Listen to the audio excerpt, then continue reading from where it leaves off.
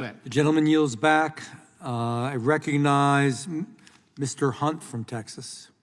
Thank you, Mr. Chairman. Thank you for being here, man. Really appreciate your time. I know it's been kind of a long day. First question for you is, on July 13th, 2022, the FTC proposed the Motor Vehicle Dealers Trade Regulation Rule. Are you familiar with this rule? Yes. Okay.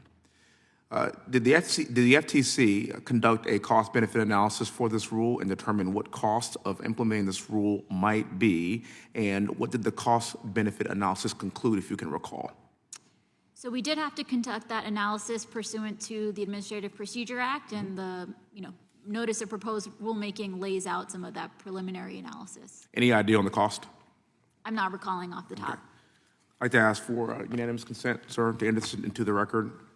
This is a research study that's done by the Center of Automotive Research, which conducted a full cost-benefit analysis of this rule and determined that the rule would impose a cost of $38 billion with a B over the next 10 years.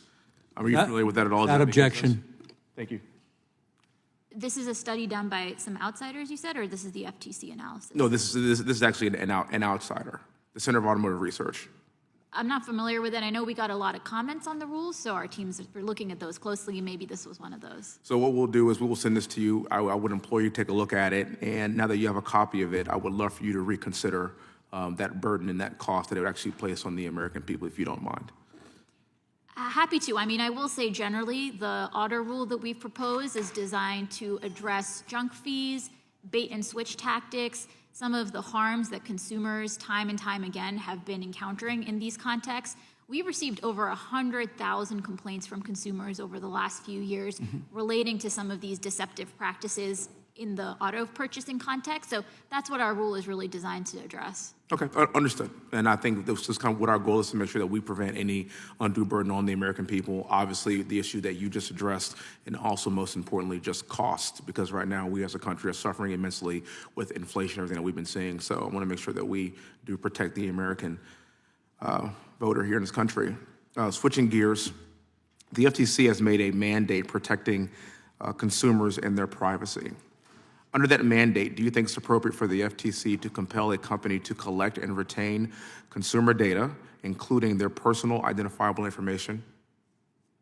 Is there a particular context you're thinking about, Congressman? There is a particular context, but I'm just kind of wondering what your overall feel of this issue is. I can't exactly say who asked this question for their own anonymity, but I was just wondering what your overall feel is about including their data that has their personal information in it as the FTC. Overall, the goal of our data privacy and security is to protect the privacy and security of Americans' data. What ultimate remedy or relief we're seeking is generally speaking designed to minimize the data being collected. I'm not sure with what specific instance you're referencing. I understand. Last question. Do you think it's appropriate to suspend the collection of this data in the name of protecting consumer data as a whole? Again, would be happy to look at any specific matter that you're considering, but a key goal of some of our recent privacy work has been data minimization to really limit what data is being collected in the first instance, because we've seen that that's the best way to minimize risk of privacy breaches and security breaches. Thank you very much. Thank you for your time. I yield back the rest of my time. Gentleman yields. Recognize the gentleman from South Carolina for 5 minutes.